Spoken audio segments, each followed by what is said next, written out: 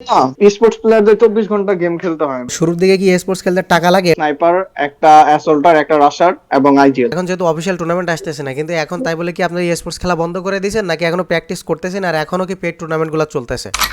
So guys, আমার এটা জেনে অনেক ভালো লাগতেছে যে তোমরা স্পোর্টস এর দিকে একটু হলেও ঝুঁকতেছো। বর্তমানে স্পোর্টস এর প্রতি তোমাদের এতটুকু হলেও আগ্রহ জন্মেছে, আর সেটা আমি আমার কমেন্ট বক্স দেখলেই বুঝতে পারি। তো তোমাদের কথা মতো আমি সর্বপ্রথম এনেছিলাম আমার চ্যানেলের টিম এমবুশকে, তারপরে এনেছিলাম বাংলাদেশি আরো একটা well known sports team agent EXP কে, এন্ড নাও আমি কমিউনিটি ট্যাবে পোস্ট করে বলেছিলাম যে তোমাদের জন্য আনবো আমি Bangladeshi most well known sports team swag কে, এবং সেখানে তোমাদের কোয়েশ্চেন করতে বলেছিলাম। সো তোমাদের কোয়েশ্চেন এবং তাদের এক্সপিরিয়েন্স নিয়ে আজকের এই ভিডিও। আজকের ভিডিওতে আমার সাথে থাকবেন টিম সোয়াগের একজন মোস্ট ডেঞ্জারাস প্লেয়ার ইমন ভাই। তো আজকের ভিডিও শুরু করার আগে আমি তোমাদের উদ্দেশ্যে কিছু বলতে চাই। গাইজ, রিসেন্ট আমি রিমন ভাইকে নিয়ে যে ভিডিওটা বানাইছিলাম ওটা কোনো রকমই রোস্টিং ভিডিও ছিল না। না তো রিমন ভাইকে কোথাও আমি গালি দিছি, ছোট করছি বা খারাপ বলছি, না তার কাজটাকেও খারাপ বলছি। আমি কইছি যে এরকম পজিশনে আগে থেকে গালি দিলে রাগ হওয়াটা স্বাভাবিক। আমার ভিডিওটা তোমরা ভালো করে একবার দেখো। থাম্বনেলে কারো ছবি লাগাইছি, দ্যাটস মিন আমি তাকে রোস্ট করতেছি, বিষয়টা এমন না। ভিডিওতে অনেকবার বলেওছি যে আমি রিমন ভাইকে এতটা ভালো মনে করতাম যে তার মুখ দিয়ে এমন শব্দ বের হবে আমি কোনো এক্সপেক্ট করিনি। কিন্তু গাইজ,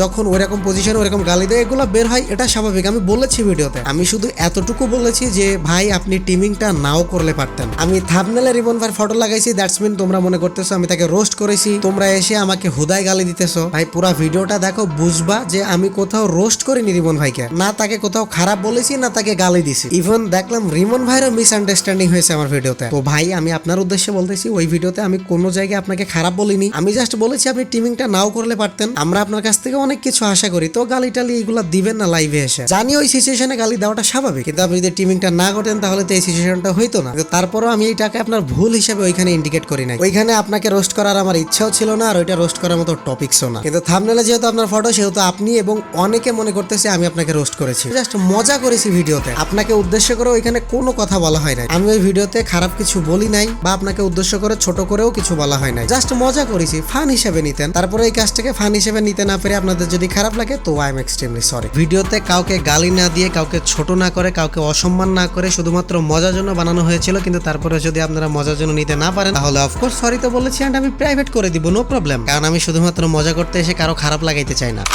গাইজ, আমি তোমাদেরকে বলেছিলাম যেহেতু আমি স্পোর্টস নিয়ে ক্রেজ তোলার চেষ্টা করতেছি, সেহেতু আমি স্পোর্টস প্লেয়ারদের ডেকে এনে তাদের ইন্টারভিউ নেওয়ার পাশাপাশি বিভিন্ন স্পোর্টস আন্ডাররেটেড প্লেয়ারদের নিয়ে ডেডিকেটেড ভিডিও বানাবো, যেন স্পোর্টস যারা খেলতেছে, স্পোর্টস টিম এবং সাথে সাথে সমস্ত স্পোর্টস প্লেয়ারকে সারা বাংলাদেশের অডিয়েন্স চিনতে পারে। তো আগের দিন আমি তোমাদের এজেন্ট ইএক্সপি জিশান ভাইয়ের চ্যানেলে যেতে বলেছিলাম, আর আজকেও আমাদের মাঝে উপস্থিত থাকা টিম সোয়াগের ইমন ভাইয়ের একটা চ্যানেল আছে, যেটা দেখো আমার টাইটেলে মেনশন করে দেওয়া আছে। তো তোমাদের কাছে রিকোয়েস্ট থাকবে তোমরা সবাই অবশ্যই ভাইয়ের চ্যানেল থেকে ঘুরে আসবা। ভাই স্পোর্টস প্লেয়ারদেরকে আমাদেরই বাঁচাতে হবে, স্পোর্টস প্লেয়ারদেরকে আমাদেরই সাপোর্ট করতে হবে। স্পোর্টস প্লেয়ারদের অরিজিনাল মূল্যটা ফিরে দেওয়ার দায়িত্বটাও আমাদের। তো চলো আমরা এক হয়ে সবাই এই দায়িত্বটা পালন করি, ইমন ভাইয়ের চ্যানেলে যাই, এবং আমি খুব তাড়াতাড়ি যারা স্পোর্টস আন্ডাররেটেড প্লেয়ার আছে তাদেরকে নিয়ে ভিডিও বানাবো, ডেডিকেটেড ভিডিও বানাবো। তোমরা সবাই জানো আমি একটা সময় সবাইকে সাপোর্ট করতাম, যারা মোটামুটি আন্ডাররেটেড প্লেয়ার ছিল সবাইকে মোটামুটি সাপোর্ট করতাম, করেও ছিলাম। কিন্তু সামহাও একজন যাকে দিয়ে আমি হেল্প করা শুরুটা করেছিলাম সেই আমাকে স্ট্রাইকটা দিয়ে দিয়েছিল, এই জন্য আমি বলেছিলাম আমি আর কাউকে সাপোর্ট করবো না। কিন্তু ভাই এখন র্যান্ডম প্লেয়ারদের সাপোর্ট করি আর না করে একজন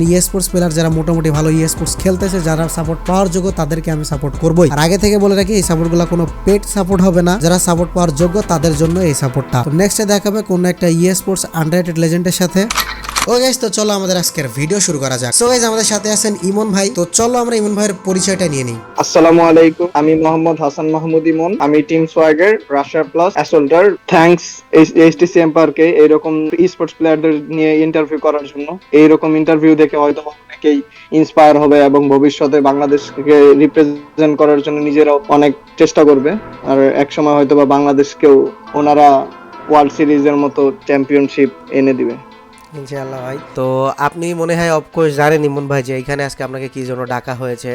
যে ডাকার মেন মোটিভ সেটা আমি একটু বলি, যে বাংলাদেশে মনে করেন স্পোর্টস নিয়ে ক্রেজ তোলার চেষ্টা করা হচ্ছে, আপনি হয়তো জানেন। সেটা নিয়ে আমরা বিভিন্ন স্পোর্টস টিমের বিভিন্ন সময় ইন্টারভিউ নিই। আমাদের সাবস্ক্রাইবাররা যখন যে টিমের ইন্টারভিউ নিতে বলে আমরা তখন তার ইন্টারভিউটা নেই, এবং তার ইন্টারভিউ নিয়ে আমাদের সাবস্ক্রাইবাররা বা অডিয়েন্স স্পোর্টস সম্পর্কে তাদের যে জানার যে ইচ্ছাটা, যে কোয়েশ্চেনগুলো ওরা জানতে চায় সেইগুলো আপনাদেরকে করা হয়। এই জন্য আজকেও অডিয়েন্সের থেকে কিছু কোয়েশ্চেন আছে আপনাদেরকে নিয়ে, ওরা হঠাৎ করে বলো টিম সোহাগের কাছে কিছু কোয়েশ্চেন করতে, সেই জন্য আপনাদেরকে ডাকা হয়েছে। আমরা এখন কোয়েশ্চেন পর্বে চলে যাই। তো টিম সোহাগের কাছে আমরা যে কোয়েশ্চেন করতে যাব, পাবলিকের করা কোয়েশ্চেন, তার আগে আমরা সর্বপ্রথম জেনে নিই যে আপনাদের স্পোর্টস কাহিনীটা কি, টিম সোহাগ কিভাবে স্পোর্টসে জয়েন হলো, এটা যদি একটু বলতে নিমন ভাই। টিম সোহাগ মূলত আহনাফ আর তামিম তৈরি করছিল, তারপর সাইমন ভাই মানে ডেয়ারগড জয়েন দিল, তারপর গানশটকে ওনারা এনে টিম সোহাগটা মূলত রানিং করছিল। তারপর আমি ঢুকলাম ডিসেম্বরের দিকে 2020-এর, তারপর এফএফবিসি আসলো, এফএফবিসি তে আমরা পারফর্ম করলাম এবং টপ 3 হই। এভাবে আমরা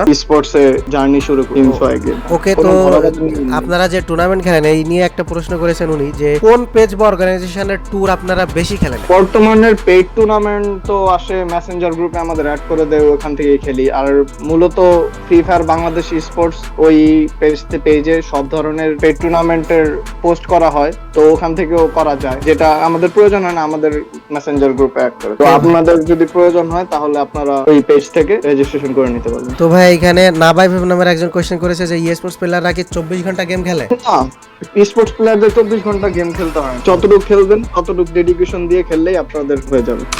সো গাইস, তোমরা যারা টপ আপের জন্য একটা ট্রাস্টেড পেজ খুঁজতেছো তারা মন চাইলে ঘুরে আসতে পারো এই টপ আপ পেজ থেকে। এখানে সমস্ত টপ আপ ট্রাস্টেডের সাথেই করা হয়। এখানে তোমরা গেমের জন্য যে কোনো ধরনের ডায়মন্ড এবং মান্থলি উইকলি সবকিছুই পেয়ে যাবা। এছাড়াও ভাই তার ফেসবুক পেজে প্রতিদিনই লাইভ স্ট্রিমে আসে, সরাসরি তার সাথে কথাও বলতে পারো। তো তোমরা যারা ডায়মন্ড টপ আপ করতে চাও তারা ডেসক্রিপশন বক্স এবং পিন কমেন্ট থেকে এই লিংকে ক্লিক করে পেজে যেতে পারো এবং ভাইয়ের সাথে লাইভ স্ট্রিমে এনজয় করতে পারো। তারপরে একজন কোয়েশ্চেন করেছেন রোস্টেড আকাশ, এটা বিভিন্ন টুর্নামেন্টে বিভিন্ন রকম থাকে। তারপরে যেহেতু উনি কোয়েশ্চেন করেছেন যে টুর্নামেন্টে কি প্রত্যেকটা অফিসিয়াল টুর্নামেন্টে কি শুধুমাত্র উইনাররাই প্রাইজ পাবে, বাকি কোনো দল পাবে না, এমন কি কোনো সিস্টেম আছে স্পোর্টস সম্পর্কে? ওদের তো জানা নেই, তো এই বিষয়ে যদি একটু বলতেন। টুর্নামেন্টে আসলে ফাইনালিস্ট টপ 12 টিমই প্রাইজ পায়। এখন এমভিপিও পায়, যে মোস্ট ভ্যালুয়েবল প্লেয়ার, ও প্রাইজ। তো কোনো একটা টিমকে প্রাইজ দেওয়া হয় না, ফাইনালিস্ট সব টিমকেই কম বেশি প্রাইজ দেওয়া। ওকে ভাই, তো এখানে একটা ইম্পর্টেন্ট কোয়েশ্চেন করেছেন আমাদের অ্যানিমাল লাভার ভাই, ফ্যামিলি মেম্বাররা কি প্রবলেম করে, আপনাদের কি করেছিল, আর যদি করে থাকে তাহলে আপনারা সেটা ডিল কিভাবে করেছিলেন? শুরুর দিকে সবারই একটু প্রবলেম করে, আস্তে আস্তে এটা ঠিক করার চেষ্টা করতাম, বলতাম যে এটা নিয়ে কিছু করা যাবে বা কিছু করা সম্ভব, ফ্যামিলিদের কনভিন্স করতাম। তখন বকাঝকা করলেও এখন আস্তে আস্তে যখন আমরা অ্যাচিভমেন্ট আসতে পারলাম, সে জানতে পারলো যে পুরো বাংলাদেশের সামনে আমরা খেলতেছি, অর্জন করতেছি, তারপর আস্তে আস্তে থামলো তাদের এই বিরোধিতা, এখন ভালো সাপোর্ট করে ফ্যামিলি। আসলে এটা সত্য কথা ভাই। আসলে আপনি যখন প্রথম কোনো একটা কিছু করতে যাবেন, সেটা যত বড় কিছুই হোক না কেন, প্রথমে মানুষ দেখে মনে করবে আরে কি হইতেছে কি না হইতেছে। এটা কিন্তু আমিও ফেস করছি, যে যারা আমারে মানা করতো তারা এখন নিজেরাই চেষ্টা করেছে আমিও যদি এমন একটা কিছু হইতে পারতাম। স্পোর্টসে মনে করেন যে প্রথম এটা নিয়ে আমাদের সমাজে যেহেতু গেম নিয়ে একটা খারাপ ধারণা, তো প্রথম আপনি যখন বলবেন আমি গেম নিয়ে কিছু করতে যাচ্ছি, তখন সবাই আপনারা দেখে হাসবে। কিন্তু অ্যাট লাস্ট যখন আপনি কোনো অ্যাচিভমেন্ট দেখাইতে পারবেন, তখন ওই যে ব্যক্তিরা হাসতো তারাই নিজেরা বলবে যে আমিও যদি এমন হইতে পারতাম। আর ফ্যামিলি মেম্বাররা অবশ্যই হ্যাপি থাকবে যদি আপনি কিছু করে দেখাইতে পারেন। কিন্তু আপনি যতক্ষণ কিছু করে দেখাইতে পারবেন না, ততক্ষণ পর্যন্ত আর কি ফ্যামিলি মেম্বার আপনার সাথ দিবে না। এইটা হচ্ছে মেন প্রবলেম। আমাদের অডিয়েন্সরা বারবার জিজ্ঞেস করছে ফ্যামিলি মেম্বারদের কেমন ডিল করবে। তো প্রথম প্রত্যেকের ফ্যামিলি মেম্বাররা আপনাদেরকে বকা দিবে। এমন না যে প্রথমে আপনি যে বলবেন যে আমি গেম খেলতেছি, আমরা ফ্যামিলি মেম্বার বলবে হ্যাঁ বাবা যাও, তুমি যাও, জিলো আপনি জিন্দেগি, এমন কিন্তু কেউ বলবে না। প্রত্যেকটা স্পোর্টস প্লেয়ারদেরকে আমি যখন ডাকি তখনই ওরা কোয়েশ্চেন করে যে ফ্যামিলিদের সাপোর্ট কেমন ছিল। সবাই বলে প্রথম দিকে খারাপ ছিল, বকা দিত, ফোন নিয়ে নিত, কিন্তু ওইভাবে যারা খেলে যখন একটা জায়গায় পৌঁছাইছে, দেন ফ্যামিলি মেম্বার তাদেরকে হেল্প করছে। এটা আমাদের টিম সোহাগের ইমন ভাইয়ের সাথেও ছিল গাইস। তোমরা যে কোয়েশ্চেন করেছো আই থিংক অ্যান্সারটা পাইছো। তোমাদেরকেও প্রবলেম ফেস করতে হবে। প্রবলেম ফেস না করলে কেউ কখনো এগোইতে পারে না। স্ট্রাগল আসবেই, স্ট্রাগলকে নিয়ে সামনে এগোইতে হবে। জি ভাই, আসলে ফ্যামিলি এবং ফ্রেন্ডস রিলেটিভ সবাই ডিমোটিভেট করছিল। এখন আল্লাহর রহমতে সবাই প্রাউড ফিল করে যে না আমি কিছু করতেছি বা বাংলাদেশ রিপ্রেজেন্ট করার চেষ্টা করতেছি। এটাই। প্রত্যেকটা স্পোর্টস টিমে কি স্নাইপার থাকা